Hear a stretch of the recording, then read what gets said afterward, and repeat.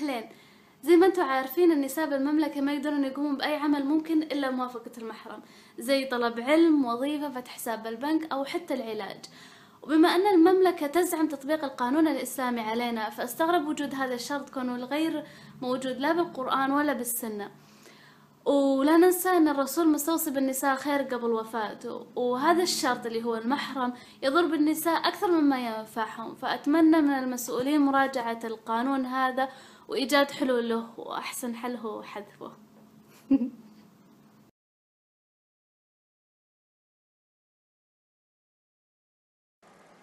السلام عليكم ورحمة الله وبركاته. أخت لجين، إذا ذكر الرسول قولي صلى الله عليه وسلم، هذا من الاحترام.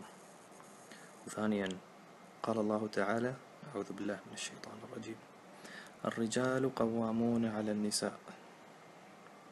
اقري تفسير الآية وتعلم الدين، ولا تتفلسفين وتقولين إنه ما ذكر في السنة.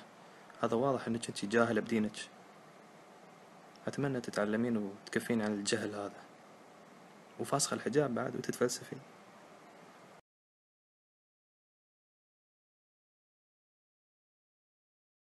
رجين، يا بابا يا ماما اسمعيني شوي. انت والحل معاك يعني، مرة بالمحرم مرة بالش اسمه، كل يوم طالعتنا بسالفة يعني ومطبطبين. والله تعدلين امورك، لا اجيك امشي 160. ترى انا هنا عندك في كندا، الله لا اجي اقشش مع شعرك، اصلا ما معك شعر. ولا واكلك شوي من الثلج هذا عشان تعرفين ان الله حق. ايش رايكم لابس فيني سروال في كندا؟